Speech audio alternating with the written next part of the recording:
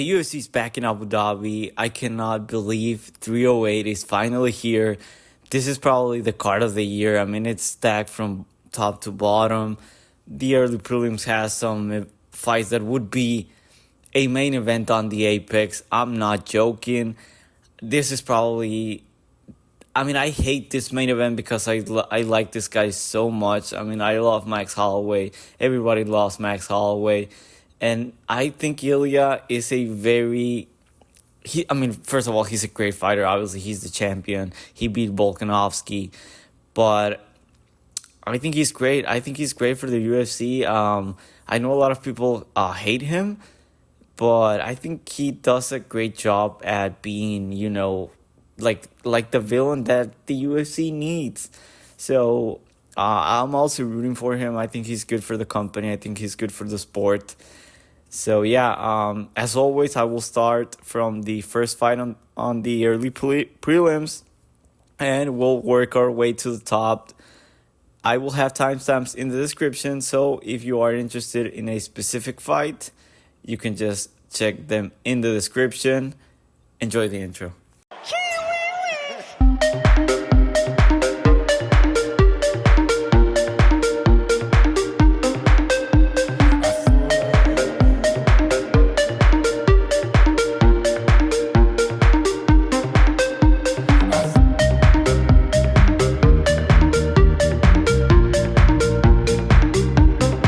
Starting off the card, in the light heavyweight division, we have Aslan versus Rafael Cerqueria. This is a super low level light heavyweight fight, bottom of the barrel, serial skill here. Aslan, he has one fight in the UFC already, and where he beat the Pleasure Man. So that doesn't count. He's a solid kickboxer. He has bad cardio. I think he fades. He starts to slow down by the second round.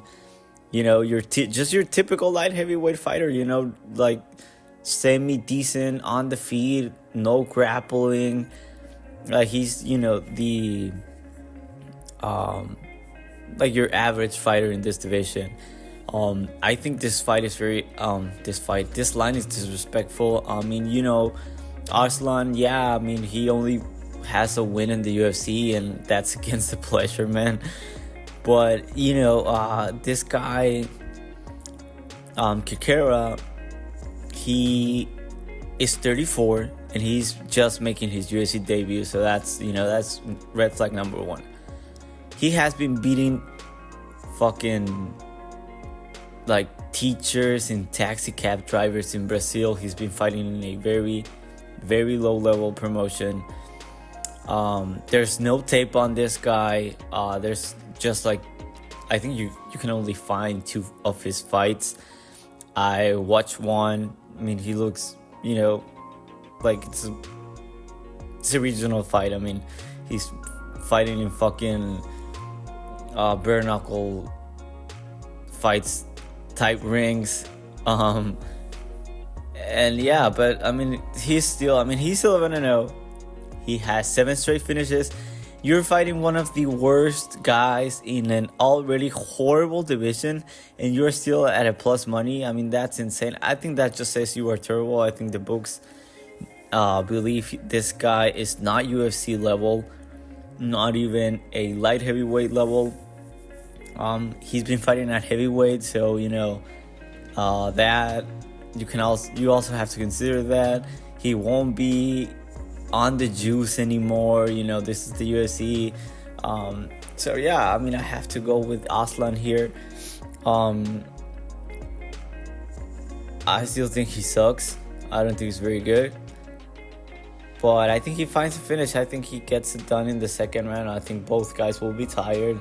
Maybe they go to a decision because, both of these guys will just be tired. But somebody's going to find a way out. I'm going with the finish here. Give me Aslan by second round knockout.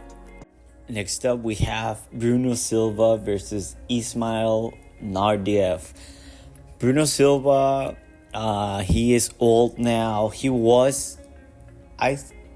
I still think he is good, but he was very, very good. You can say what you want about that Chris Weidman loss, but I think Chris Weidman is a punk. That being said, this guy was losing to 2024 Chris Weidman before that nasty combination. That has to be one of the nastiest combination ever. And he looked horrible out there, even before the eye pokes. I mean, you were losing to 2024 Chris Weidman. You don't belong in the UFC anymore. I'm sorry. He's just not the same guy that he fought. He's not the same guy that fought Alex Pereira. He's not even close to that. And he's not even the guy that fought Shara Bullet. Like, he is not. This fight, like, why is this even here? Like, we don't need a 14 fight card. Like, 13 would have been good. Well, I mean, I guess, now that Saeed pulled out, but like, this fight doesn't even make sense. Naurdiev, he's back in the UFC after just going 3-3. You get you went 2-2 on the UFC. You go to the regional, you go 3-3, and you're back. This guy was finishing all of those losses. I get that he's young and he's from the region, and the UFC wants to promote the sport in that specific part of the world. But how are you in the UFC? Like, why do we need this guy in the UFC? Well, we know why, because they need fighters, for when they go to Abu Dhabi, when they go to Saudi Arabia. But here, I mean, he's 28, so I'm going with him. He's younger. Bruno Silva was losing to Chris Weidman. I don't care about the eye pokes. So give me the local guy, younger guy. He's 28. He's basically just entering his prime. Bruno Silva's on his way out. He's probably getting cut after this. Besides Naurdiev, he's the better grappler. He's the better wrestler. So, yeah, give me Naurdiev by a boring fight, nobody cares decision. Next up, we go to the welterweight division. Rinat Fahkratdinov, -160 versus Carlos Leal, making his UFC debut, +140. If the name of Leal sounds familiar, it's because he has been in the PFL playoffs. He might have made it to the final. I'm not really sure. I really don't follow the PFL, so do not quote me on that one. He is good. Like, he is good. I think he's getting smothered by Rinat's wrestling, and I think it will be just too much for him. Because I think he just gets wet blanketed for 15 minutes, get dominated on the ground. We know that Rinat has some ground and pound. And I think Leal is in trouble here. This line was at like -350 for Rinat, which is stupid because Leal he's huge. Like, he hits like a truck. He's on the juice, so he hits hard and he's very good on the feet. But Leal just took this fight, so the UFC owes him. The UFC owes him now, so he's doing the UFC a favor. He got his UFC contract. I think he's an exciting fight. I think he definitely deserves to be in the UFC. So I'm probably looking to back him up on his next fight, because you know how the UFC does it. I mean, whenever a guy does them a favor, they usually, and I say usually because there's a fighter, Dan Ige, in this card that they did him dirty. But they usually just come back and give you a layup. And for Fahkratdinov, I mean, we know this guy doesn't stop. He kind of got Dalby'd on his last fight, but that's Nicolas Dalby. Carlos Leal is not going to do that. But other than that, I mean, he's a great grappler. He hits hard. Very good wrestler. We know that. He probably just, swings with power so he can shoot for his takedowns. On the ground, he's not very active. I don't like that a lot, but, he's just pure control on the ground. Like, he doesn't take many risks. And I mean, if this was on the Apex or, you know, in the US, Europe, whatever, I probably lean towards Leal, because I think this fight is going to be boring as fuck. But you know, he has that neck beard, so they're going to give him the fight. I mean, he's going to win. I'm not saying it's going to be a robbery. Like, I think Fahkratdinov. If this wasn't short notice, I'd probably go Leal, but nah. Give me Fahkratdinov on a boring decision here. Next up, we have Basharat, the real Basharat brother, versus Victor Hugo. Basharat, he is very good. He has amazing cardio. This guy won't fuck off. He has relentless pressure. He won't stop. And he's fine on the feet as well. He's not just a wrestler. I think he can dominate in this fight on the feet. I don't think he can. I mean, if I'm him, I'm not even risking going into the ground with a guy as awkward as Victor Hugo. I think he could just trash him on the feet. He's definitely the better striker here. He has good IQ, so I don't think he is just going to like engage and, you know, too many scrambles as much as we would expect. This is a free fight, so this is going the distance. No point in chasing a finish with this guy. Don't even bother. Yeah, he's good, but it's, you know, these fighters, these neckbeard guys, they're meta abusers. Like, they're just going, you know, they go on and they read all the rules and they exploit it to their advantage. Like, they're just so boring. They don't care about anything else but winning. I mean, that's good for them, but that's not good for the sport. And to be honest, like, I don't even want to get into this. Just forget about that. But that being said, like, this line is crazy. This line is fucking stupid. I think people are underestimating Victor Hugo here. I think he's better than a 4-1. I don't care that's for Basharat.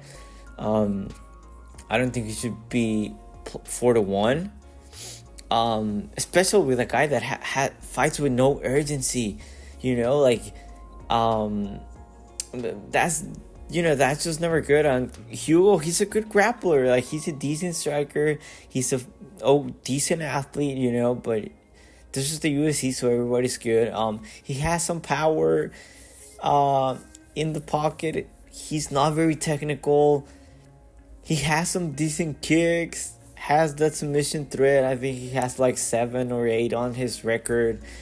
He's a good wrestler, but I think he just he used to rely on his athleticism a little bit too much outside of the UFC.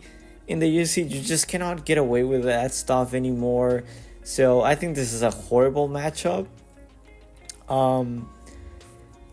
for him here.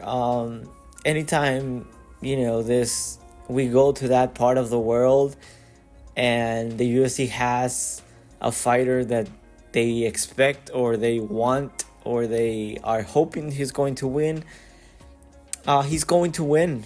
So I think a lot of these guys you could just parlay these neckbeards for a huge payday. I don't think the UFC or Vegas cares, because they're just milking that oil money titty. I'm going with Basharat by decision. No point in chasing the finish. All right, next up we have Nzechukwu versus Chris Barnett. Chris Barnett is back. Chris Barnett fight week. He had his last fight canceled about a week ago, 2 weeks ago. He was supposed to fight in the Apex, but now he's fighting in front of the Saudis. What? This is the problem we have with the UFC. Why is Chris Barnett fighting in Abu Dhabi? He should be fighting in MSG, in Las Vegas. I know they're doing a Tampa. They're fighting in Tampa. Like, he's from the area. His house just got wrecked because he fell down the stairs. And I mean, obviously, I mean, the hurricane and all shit. So he should be fighting there. Why is he fighting in Abu Dhabi? I really hope Nzechukwu doesn't just kill him and he can be back for UFC Tampa, because they need him there. Like, they have to have him there. He's just he's so fun to watch. I mean, he's finally back after 2 years off. He's now pushing 40. He's like 38, 39 years old. And we don't know how he's going to look. I mean, this guy has always been like solid, you know. For as soft and blurry as he is, he's solid. He's very athletic. He has, as crazy as it sounds, because I mean, if you were just watching him, like, how can this guy be a good athlete? But he is. I know he's 5'5", and Nzechukwu is 6'5", so but this is probably the biggest height discrepancy in the history of like combat sports. Like, this is a feat of difference, a complete foot of difference. And Chris Barnett, I want him to win. Like, can you imagine the scenes? You know, he Barnett goes out and knocks him out with a fucking wheel kick or something. The crowd goes crazy. He starts dancing inside of the cage. I think that would be great. It's probably not going to happen. You know, this guy, like I said, he's 5'5". He's probably as wide as he is tall. He's so cool. He's for the fans. You know, he's out there for the fans. He'll throw, you know, spinning wheel kicks and shit. He's a great watch. I cannot wait for this fight. I honestly, I know they always change the bout order, so this is probably like the 4th, 5th fight on the card. I'm sure they're going to move this to the main card. Like, we'll get confirmation probably a day, 2-3 days before fight night. But yeah, I mean, this is going in the main card. I mean, I'm obviously joking there, but you know, Barnett will be faster. I was picking him to beat Tafa before he pulled out, because I thought he could just wet blanket Tafa, and I mean, I think he would have beaten Tafa, honestly, because Tafa has no cardio. And Nzechukwu, we've seen him gas, so I don't think he can. I mean, he's moving up to heavyweight after, you know, he's been talking about it for so long now. He's finally doing it, so I don't think he's going to have cardio issues here. He's huge, like he's 6'5".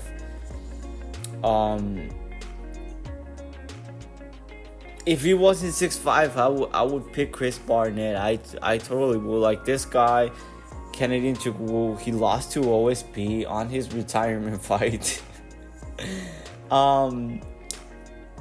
I think if you're betting on Kennedy, you're crazy.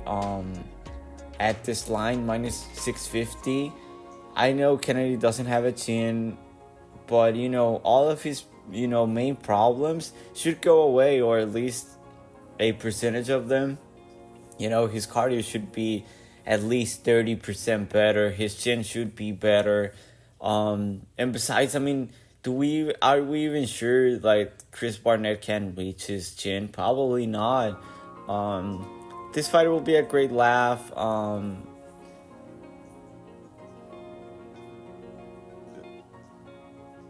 With Kennedy, I mean, he's a striker. I think he's going to knock him out, honestly. I mean, he has good kicks.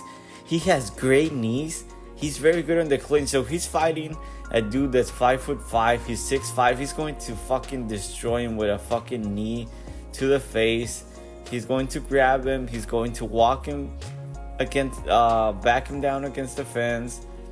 Get on that, you know, Muay Thai clinch and knock him out with a knee. He's probably doing it in the first round. I know, you know, there's that possibility that Chris Barnett goes out there and he tries to wrestle. Because Nzechukwu, he has horrible takedown defense, you know, and he's not very good at getting back up. there's a chance he gets wet blanketed, but I just don't see it. Yeah, like this is. I am rooting for Barnett. I cannot wait. I mean, if you're like a legit MMA UFC fan, you are going to have a Chris Barnett by knockout for at least $10. But like you have to. I mean that number is probably going to be like what, like plus 600, plus 700. You have to put it, just for a good laugh. But yeah, I've been talking about this fight for what, like 8 minutes now, and I hate heavyweights, but this is Chris Barnett. But yeah, I'm going with Canadian Nzechukwu first round knockout. Next up, we have Abu Magomedov versus Bruno Ferreira. This is great matchmaking here. This is going to be a great fight for as long as it lasts, because I'm predicting a finish here. I don't see how these two, unless they both like death gas and literally cannot swing. Now that I'm saying that, that's probably going to happen, right? Because that's just how the UFC goes. For Magomedov, his losses, I think if he loses, I think he's probably done. He's probably going back to the PFL. I think, the UFC would probably be done with him. His cardio looked a little bit better, but he was fighting Wardley Alves. Okay, he's getting knocked out in the regional scene now, and this guy couldn't put him away. I know he beat his ass for 15 minutes, but I don't think that's a very good look. At first, I was like, my God, this is Abu's all day, right? Like, he's a much better fighter, honestly. He's obviously more technical. He's a better wrestler, better grappler, has good kicks. He's bigger, he's long and lengthy, and he's good at wrestling. Like, he's a good grappler. We've seen him do this before. So as long as he doesn't get chinned in the first 15 seconds at the start of every round, I was leaning towards him, but because I think he checks all the boxes here versus a guy that Ferreira, like, we know he's dangerous, he hits like a truck, but this guy has no defense. He was hurt by Justin Stoltzfus. I don't know if it's Justin. I think it's Justin, right? And I really don't know what to make of this guy. I think there's still so many unknowns. This guy has been outside of the first round once, and the fight ended 1 minute into the second. So I think he's going to gas. I don't think he has very good cardio. Just by how he looks, I don't think he has good cardio. He was starting to fade versus Stoltzfus, but yeah, those guys were just swinging. So that's not a surprise. But how could his cardio be worse than Abu's? I don't think it is worse than Abu's. So that's probably the first point that I'm trying to make here. He was fading, but he was getting rocked, and that was an insane pace. That's not going to happen here. I don't think Magomedov will engage in something like that. And I get that he's not very impressive. He's super sloppy, like I already said, no defense. And I thought at first his only chance was a first round knockout, but no, this guy beat RoboCop, and I think that's very impressive. That was on his debut as well. For Ferreira, I think have not heard anybody else said about this, but he beat Stoltzfus. Stoltzfus is German. Abu's here, he's repping Germany. I'm not saying these guys are Nazis, but it seems that, by the way Bruno Ferreira threw that elbow, by the way he was swinging, I don't think he likes Nazis. I don't think he likes the Germans. So give me the Nazi killer here. I think he's going to knock him out. I think he's going to bring the pressure, and we've seen that Abu Magomedov crumbles. He falls when he gets pressured. He has no cardio when he's on his back foot. And if Ferreira lands a couple shots, he's going to feel that power. He's going to get scared. He'll start backpedaling, and he'll gas in 30 seconds. I'm going with Bruno Ferreira. I think he gets out of the first round. So give me Ferreira by second round knockout. Next up, we have the oldest fighter on the card, coming in at 1,268 years old. Miktekbek Orolbai, the son of Genghis Khan himself, versus Mateusz Rebecki. I like Orolbai here. I know this line is super inflated. 3-1. I think it's a little bit too much. Because Rebecki, he is good. He's good. But he's just so small. And, Miktekbek Orolbai could easily be fighting at welterweight.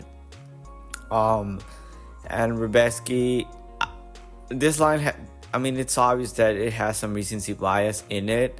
I think this fight is going the distance. Miktekbek Orolbai has the better cardio. He is better and bigger. He's a better athlete. He's better everywhere, probably. I think he's going to dominate. I think he can do whatever he wants here. He's a great wrestler.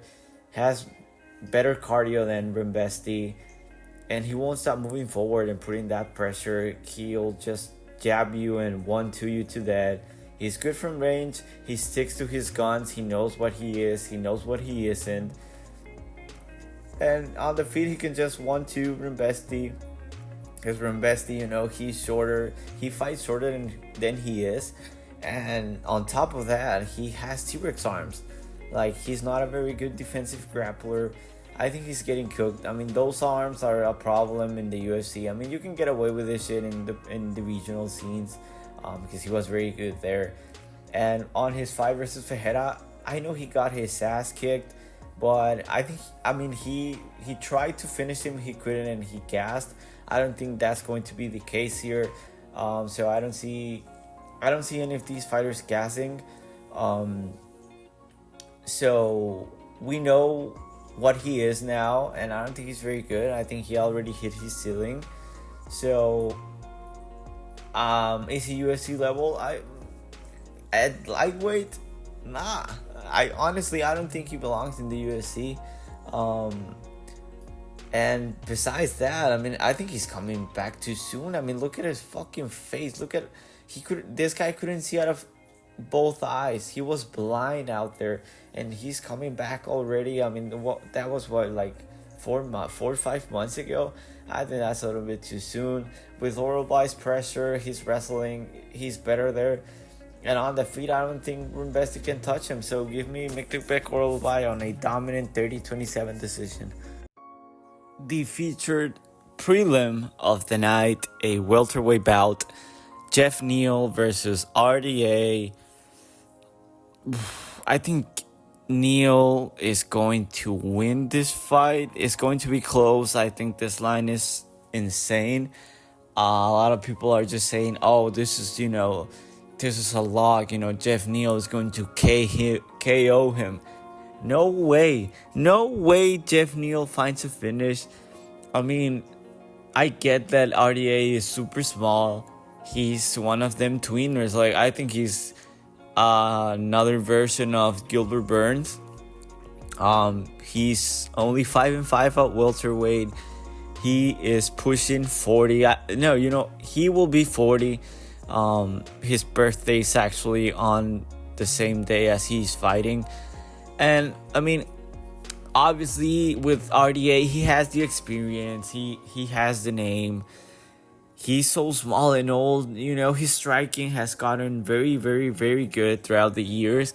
He's a great grappler, very good wrestler. But, he just can't make lightweight anymore. And even then, he I don't think he's that big of a lightweight. He is slow now. He's slowing down. He has taken a lot of damage, you know. His cardio is decent. I don't think his cardio is as good as it once was. I think he's getting dominated. I mean, his path to victory is controlling Neal on the ground against the fence for 3 rounds. And I think he can do it. Like, I don't think that's insane. He could maybe catch him in submission, but it has to be early. But with the heat here, both fighters will be sweating, you know, as soon as they step in the cage. So a submission in this card, I don't think we see any subs on this fight night. But with Jeff Neal, yeah, I mean, if you go and look at his record, he has lost a lot recently. But look at who he's losing to. I think a lot of people are just making it a big deal out of it. Like, oh my God, he's losing to Ian Gary, and he was the guy that stepped in front of Shafkat. No one wanted to fight Shafkat, and he did. Yeah, he got killed. With Jeff Neal, God, I feel like he had so much potential when he got to the UFC. He's a great boxer. Honestly, he's a damn great boxer. Has power. He's strong. Also, and he can wrestle. He has good cardio. And honestly, I don't think he looked that bad versus Shafkat. He fought a close fight with Ian Gary, but that's an Ian Gary fight. That's just how he fights. You don't lay this number with Jeff Neal. Like, he tends to make mistakes, and that could cost him versus a guy like RDA. I think this is going the distance. I think Jeff Neal is very boring. He could also, I think we're going to see 8 minutes of, you know, somebody with his back against the fence. Boring ass fight. So, I mean, I have to go with Neal because I think he on the feet he'll definitely have the better moments. Will land the bigger, more significant strikes in the fight. But this fight is going to be boring as hell. And yeah, I'm going with Jeff Neal, but by split decision. This is 29-27, 29-27, 29-27, written all over it. I would not put Jeff Neal in any of my parlays. Just bet this to go the distance. Opening up the main card, Shara Bullet, Shara Magomedov versus Armen Petrosyan. This is their guy, okay? These mussies love Shara Magomedov. They cream for him. They love him. They want to see him win. And I think they will. I know everybody, every sharp guy is on Petrosyan. This line has been, money has been pouring in on Petrosyan. And I honestly, I see why. I think he is better. I mean, if you've watched my videos before, you know I hate Shara Bullet. I think he sucks. I think he is horrible. I don't think he's good. But the UFC needs him to win because, you know, these neckbeards love him. They go crazy for this man, and honestly, I don't know why. I mean, I guess he looks cool, right? But if this wasn't in Abu Dhabi, he would lose this fight. This fight is going to see the scorecards unless Petrosyan absolutely murders him, which is a possibility. It's still a possibility, but for Petrosyan to win this fight, he needs a finish, and I don't know if he has it in him. Like, he's a kickboxer, you know how these European kickboxers are. You know, just fight from range, kind of a boring fight, low volume, not much aggression, not a lot of crazy shit. And with Shara Bullet, I mean, he has no hands. All he does is kick. He will land the occasional, you know, highlight kick to the body. He loves attacking the body. But I mean, watching this guy fight, like, he's not good, but he's going to win this fight. I mean, all of these hardcore fans are like, oh my god. They realized that late that Shara Bullet was ass. I've been saying this guy is terrible ever since he before his fight versus Trocoli, or who, I don't remember who he fought first, but yeah, I was saying like, this dude is not good. Yeah, he should KO Trocoli in the first round. He couldn't. I was absolutely out right there. Then he went. I picked Oleg to knock him out. He almost did. He had him hurt. So if a guy like Oleg has you hurt, Petrosyan should get him hurt, right? Like, he should get to him. He can probably catch his chin. I'm really hoping. I want to see this dude lose. I don't like him. But if this is the scorecards, he's getting the win. He is getting the win. So I'm going with Shara Bullet by robbery here. I'm really rooting for Petrosyan because I think he is good. He's a lot better than his record says he is. And Petrosyan and Shara Bullet is ass. He's not good. I hate this dude. He'll only fight in Abu Dhabi and, you know, that part of the world. They love him there. So if this goes to the scorecards, he is 1,000% winning this fight. Doesn't matter if he gets knocked down in a round. They're going to give him the round no matter what. Okay, he's going to win at least 2 rounds in at least 2 judges' scorecards. He's getting the win here. You know I'm doing it. I'm going with Shara by robbery. We move on to everybody's favorite fighter, Magomed Ankalaev versus Alexander Rakic. I think Magomedov is going to kill Alexander Rakic in an Ankalaev way. So, you know, this is going the distance. Yes, he's a boring ass fighter.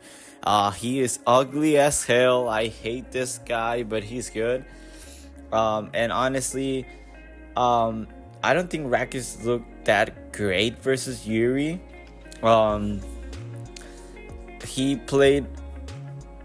He fought right into Yuri's hand. Like, I don't think that was very smart of him. Yuri lured him in and he fell for the bait. So if he was outsmarted by a guy like Yuri Prohaska, this dude was outsmarted in a chess match versus Yuri Prohaska. And I know Yuri, he is, you know, he has that Rayman in him. So he may be a genius, and he looks so dumb to us, but he may be a genius.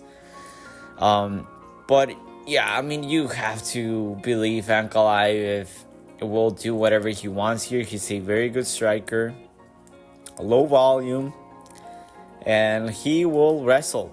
I don't care what he says. He's going to wrestle. He's going to grapple. He's going to shoot for takedowns, and he's going to dominate this fight. I don't see him getting a finish. He's not a finisher. But maybe he does, because I think Rakic has taken too much damage. He looked better than I thought he was going to look versus Yuri.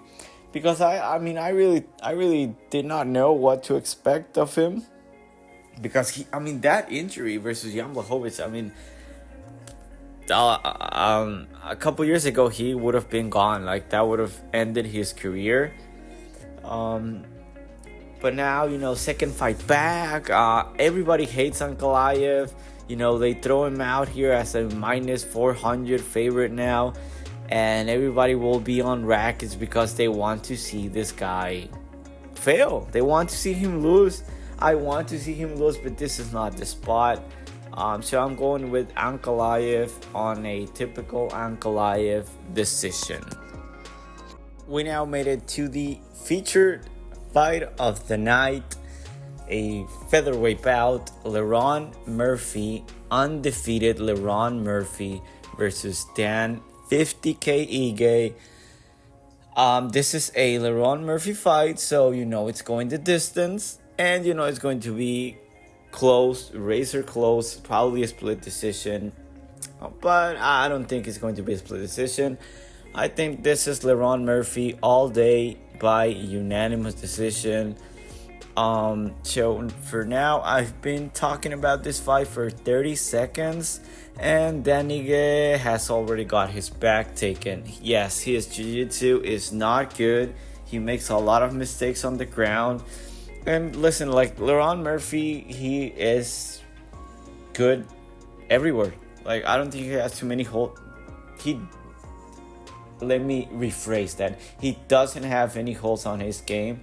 Probably, I think his biggest, if you want to poke holes in him, it's his low volume. He is willing to fight a close fight. Not much of urgency when he's fighting. But he just destroyed Edson Barboza for 5 rounds. He killed Edson Barboza. He passed the test. And Dan Ige, he took that fight on 3 hours notice versus Diego Lopez. He looked great on that 3rd round. I don't know how you see that fight and take anything from it. Like, I think that fight, you just throw it out the window. Like, it didn't happen. He didn't win. He didn't lose. That fight does not matter here. And everybody has said, hey, Dan Ige, he has the most power in the division. He's probably the hardest hitter. Chances are, if you fought Dan Ige, he's the hardest hitter you've ever fought. But Leron Murphy, man, he has the best chin in UFC history. Okay, this man was shot not once, not twice, but 3 times in the fucking head. He's still here. He has the best chin ever. The guy got fucking... he fucking got ran over by a fucking car on his bike. He's still here. No damage. Dan Ige ain't got shit on 3 bullets. Okay? Dan Ige is not knocking him out, and that's his path to victory. He's not winning a decision. Leron Murphy is very good. He has very clean striking, and he's a better grappler, better game plans. I like Leron Murphy a lot here. I'm definitely going to be betting this Leron Murphy by decision. I think he's very good. And I honestly don't rate Dan Ige that much.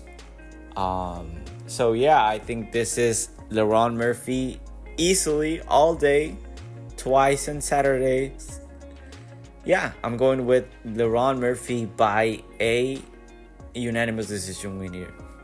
Next up, the co-main event, a 5-round co-main event. Khamzat Chimaev is supposedly, allegedly back versus Robbert Whittaker. There's no point in talking about this fight. This fight is not going to happen, okay? Khamzat Chimaev, he's done. Like, he is done. I'll just do this real quick because I don't believe this is happening. Like, I really don't. Unless they allow, they pull off one of them, one of them tactics on the scale and let Chimaev walk in at 193, and the guy that's manipulating the scale just immediately swipes it to the left and goes like, 185 and a half. That's the only way that this fight happens, that Chimaev is like, hey Dana, I cannot do this weight cut anymore. So if you want me to fight, you are going to do me a favor. So if this fight happens, I'm going with Chimaev. I think that if this fight happens, he's going to be cheating, obviously. I don't think he can make weight otherwise. And if he is, 6 pounds heavier than Whittaker, he's going to destroy him in the first round. That pains me because I like Robbert Whittaker. I picked against him. I was on Ankalaev, and he fucking schooled him in 2 minutes. He destroyed him. He was not ready for it, but I see a lot of people talk about, Whittaker, he's been with so many dogs, and he has.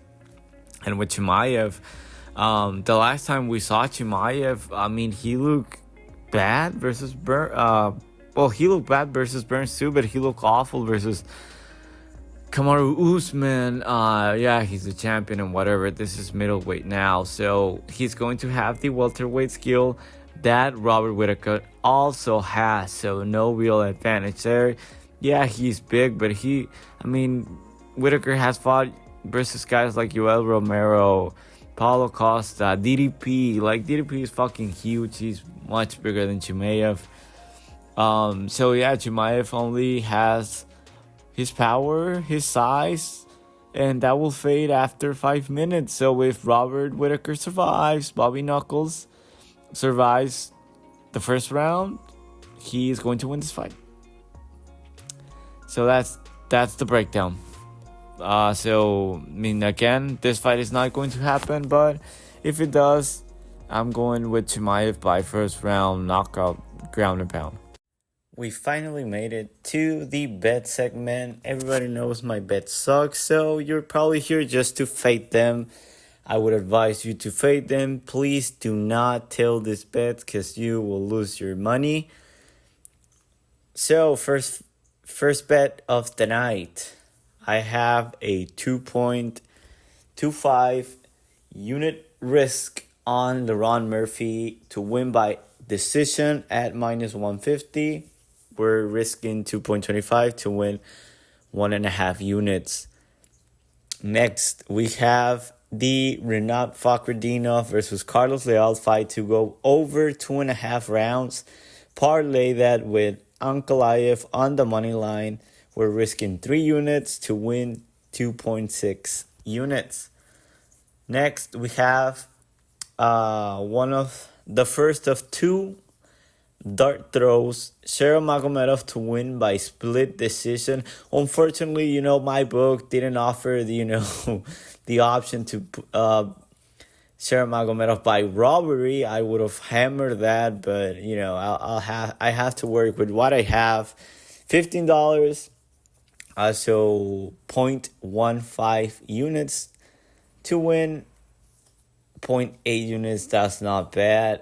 Next, Bruno Ferreira by second round knockout. You could probably put I would say it's a good idea to bet Bruno Ferreira by first round knockout and Bruno Ferreira by second round knockout. Do like a split bet.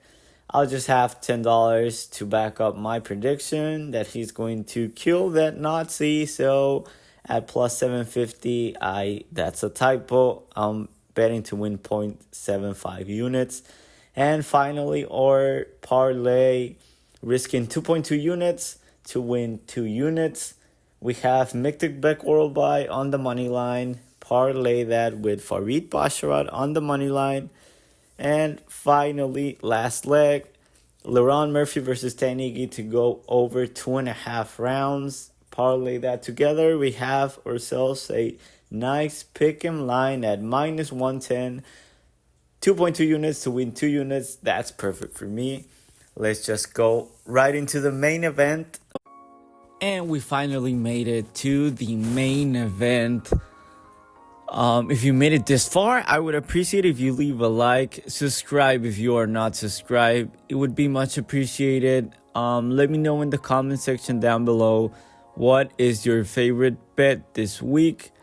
And if I like it enough, I'll just tell it. So, let's just get into the breakdown.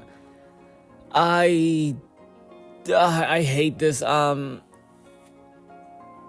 paper, Shadow Anthony Smith, I really wanted this fight to happen, but now that's here, I hate it. I'm hating every second of it. I love Max Holloway.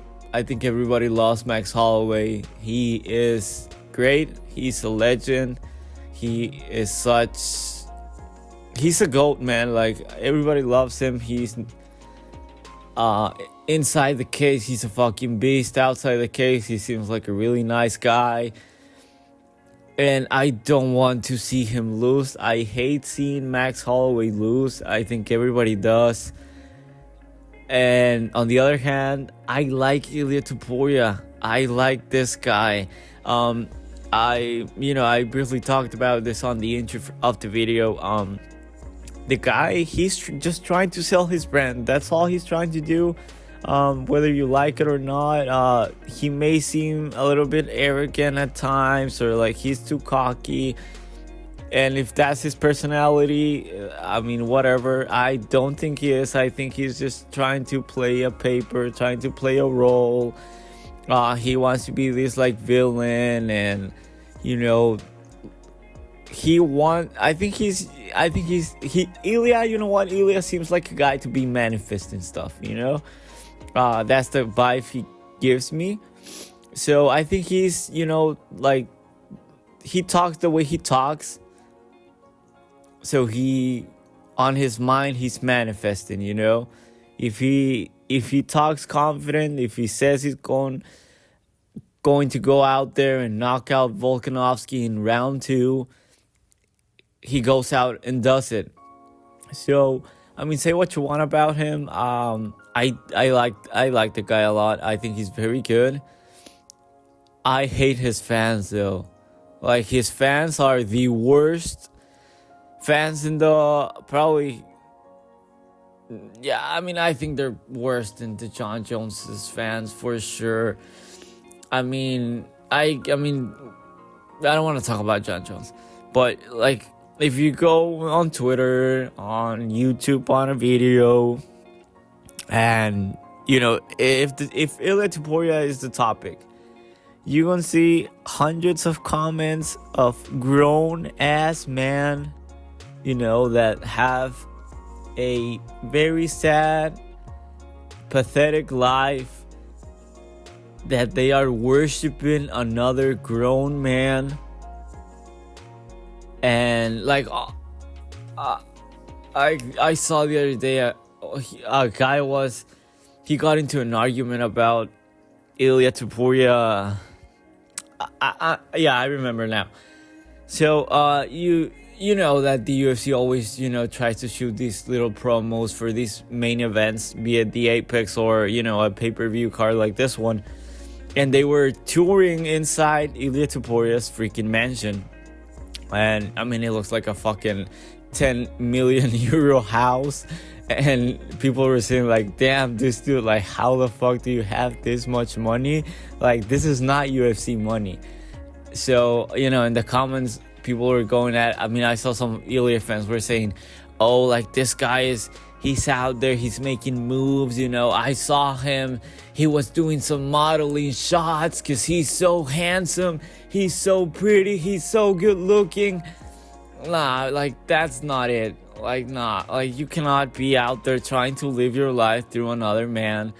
And he was like, oh, because he's good looking and he's not like your Merab. Like, these companies, I'm sure they're dying to have Merab in their fucking gene company, like, what a fucking douche that guy was. But so, I like Ilia. I don't like his fans.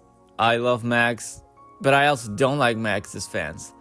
And I think what's going to happen here, I think Max Holloway is going to lose. I don't want Max Holloway to lose. I would much rather have Ilia Topuria lose here in this spot. I'm going to pick Ilia because I don't want to jinx Max. It's, everybody knows my picks are horrible. I probably go out there, I probably have like a 50% rate success, okay? So I'm picking Ilia Topuria so I can jinx him. I don't want him. I don't care if he wins. I don't want Max to lose. Okay? And I think that's what's going to happen here. I mean, Ilia Topuria. That being said, like, Max has a chance. Okay? I think this line is a little bit too wide. Like minus 260 now for Ilia Topuria. I know he's undefeated, and you can kind of see how he's a similar build to Volkanovski, and we know what Volkanovski does to Max Holloway. But Ilia Topuria, I mean, look at his record. He's undefeated. He beat 40-year-old Josh Emmett? Let me double check that. Yeah, I mean, Josh Emmett was 38. Yeah, he whooped his ass. I mean, whatever. He beat 2024 freaking depressed and alcoholic Volkanovski. Not impressed by that. He was just knocked out a couple months ago. He beat the inbred Bryce Mitchell. Okay. He KO'd Jay Herbert. Glass cannon, no chin. He was third on that fight. And I've seen a lot of, these Max Holloway fans talking about this fight specifically because Jay Herbert, I'm not saying, Jay Herbert's I'm pretty sure he's 6 feet tall. Max is not 6 foot tall. People are, drawing comparisons like, he hurt Ilia and, Herbert is not as good as Max Holloway. I agree. And I think they are making a very good case with this fight. I'll just head back to this in a minute here. He beat Ryan Hall. I mean, that doesn't count. He knocked out Damon Jackson. Wow. And he fought a very hard-fought debut on I'm pretty sure this was on Fight Island, versus Yusuf Salal, who didn't look very good back then. He's now a new fighter, so this Halal is not the same one that we're seeing now. So, I guess his only impressive win is what? Volkanovski? I guess the Josh Emmett won because of how he won, but he couldn't get him out of there. That's crazy to me. So, back to the Jai Herbert fight. I'm hoping Max Holloway goes out there and fights like Jai Herbert did, because I think he can hurt Ilia. I don't think he has a very good chin. But the most important thing here is I don't believe he likes to get hit. I don't think he's ever been hurt before. And I think that's going to play a very important part here, because this guy, all he's ever known is win. He's never faced any adversity other than that, those few seconds in the Jai Herbert fight. Other than that, his career has been pretty much perfect. No resistance from anybody. Nobody has ever given him a real fight. And of course, maybe the guy is just that good, but I'm not really sure, And with Ilia, he comes from money, so he's not.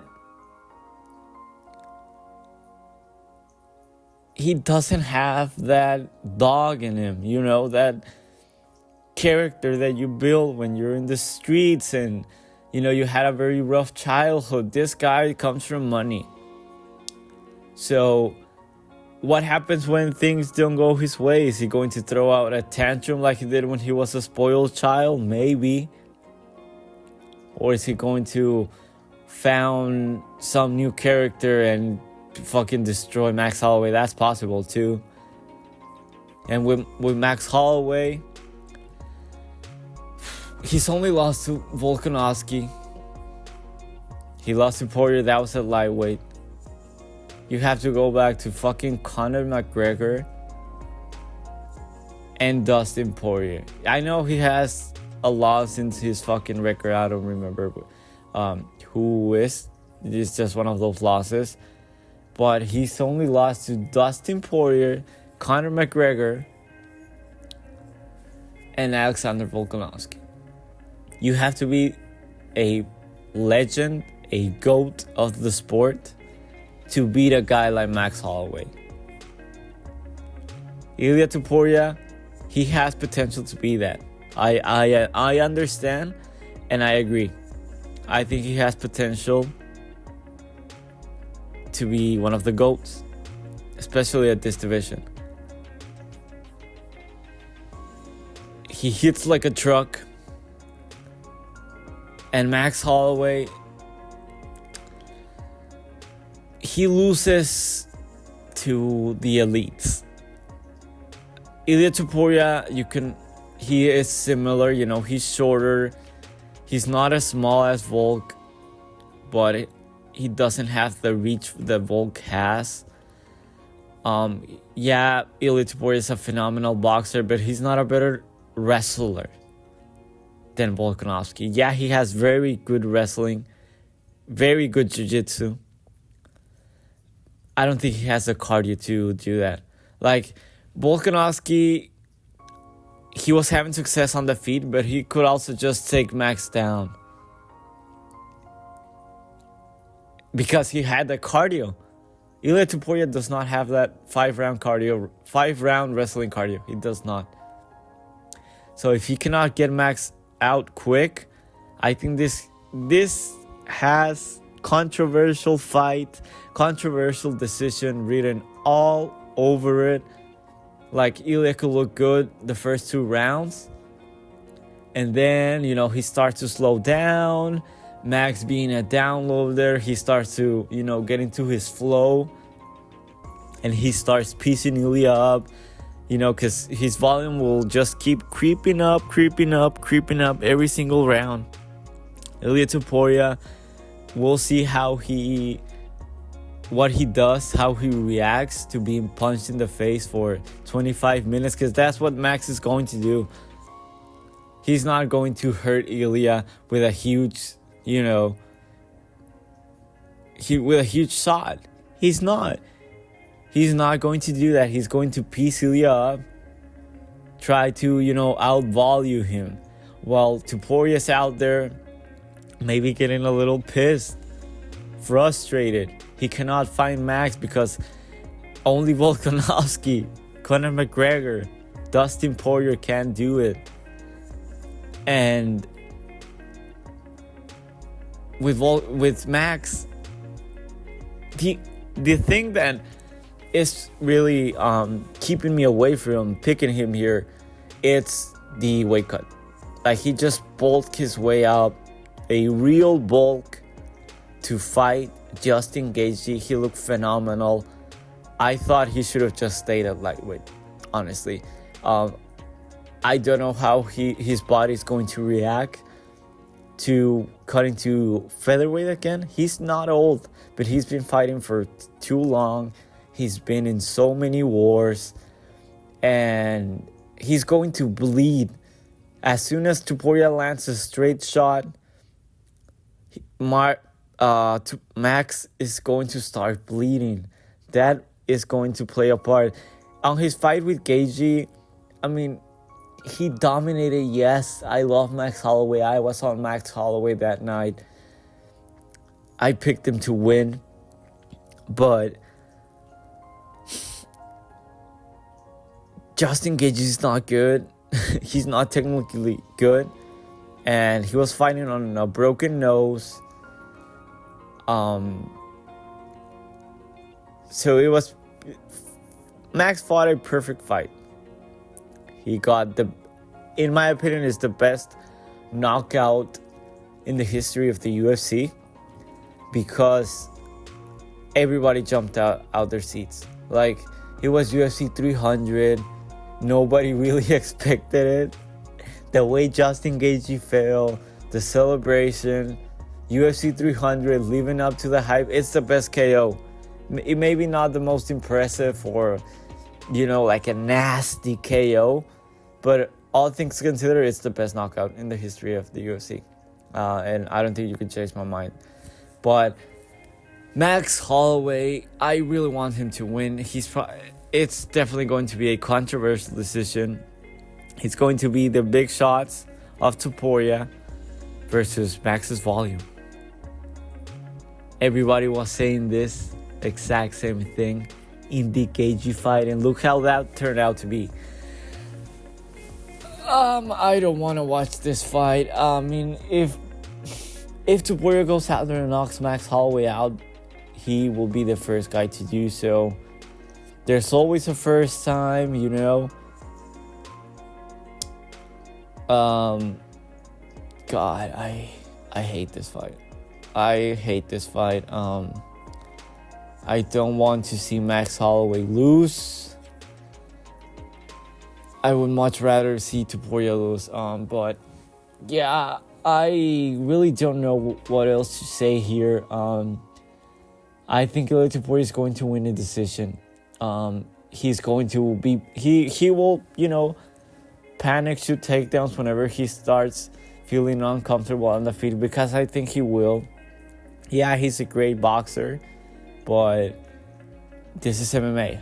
This is MMA, and that's why he's going to mix in his grappling, his wrestling, and he's a damn very good grappler. So anyways, that's it for me now. I've been talking for about 20 minutes straight now. So yeah, I'll just cut it here. Stay blessed.